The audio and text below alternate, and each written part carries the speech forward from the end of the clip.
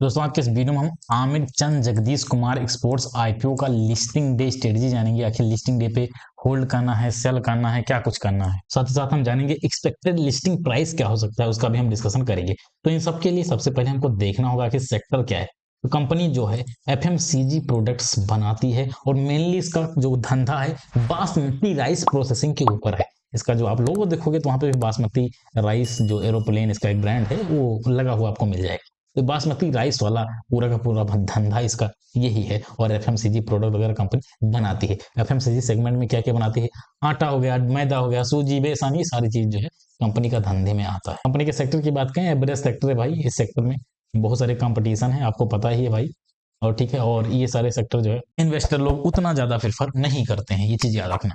Financial detail की बात करते हैं, तब financial detail year on year growth के बेस पे हम देखेंगे फाइनेंशियल ईयर 24 से 25 में कितना ग्रोथ हुआ है।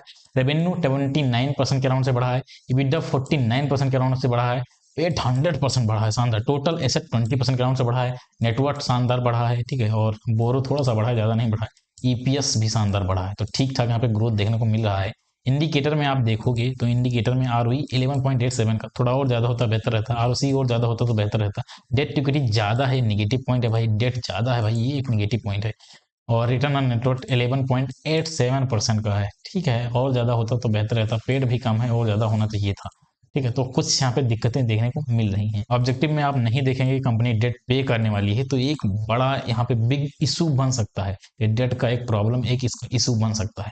पेयर कंपेरिजन की बात करें, बहुत सारी कंपनियां यहाँ पे लिस्टेड हैं, बहुत सारी कंपनियां लिस्टेड हैं। इसमें से टॉप 3 में देख रहे हैं कंपनी अपनी आ रही है कि नहीं आ रही है। तो अब इसको एक एक डिटेल मैंने पूरा पिछले वीडियो मैंने पढ़ा था, यहाँ पे हम ऊपर ऊपर से बता देंगे। जैसे टॉप 1 की बात करें तो एलटी फूड्स आ रहा है। रीजन क्या है, पी रीजनेबल है, रिटर्न ऑन नेटवर्थ शानदार है, नेट एसेट वैल्यू शानदार है, ईपीएस शानदार है, डेट वगैरह कम है, इस वजह से एलटी फूड नंबर 1 पे आ रहा है।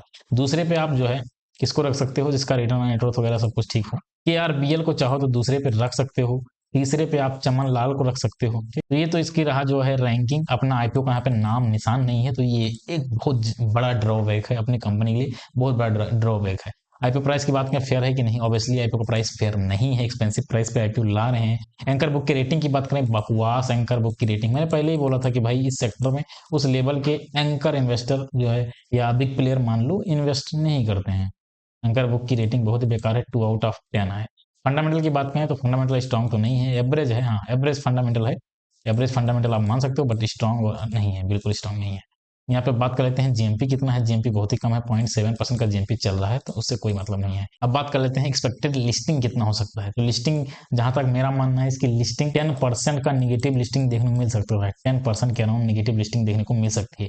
यानी कितना एक्सपेक्टेड प्राइस क्या हो सकता है। तो लिस्टिंग प्राइस की बात करें तो 190 के अराउंड इसकी लिस्टिंग हो सकती है, 190 के अराउंड इसका लिस्टिंग देखने को मिल सकता है। अब बात करते हैं इसमें करना क्या है। तो पहली चीज, आपने लॉन्ग टर्म के लिए अप्लाई किया था, देखो इन सारे सेक्टर में मेरा पर्सनल इंटरेस्ट नहीं है, लॉन्ग लॉन्ग टर्म के लिए पर्सनल इंटरेस्ट नहीं है। बाकी आपकी मर्जी, आपने लॉन्ग टर्म के लिए अप्लाई किया था तो 3 ईयर 5 ईयर इस तरह का व्यू बना के चल सकते हो। बाकी मैं इस सब तरह की कंपनियों में लॉन्ग टर्म के लिए तो नहीं सोचता हूँ, बाकी आपकी मर्जी भैया।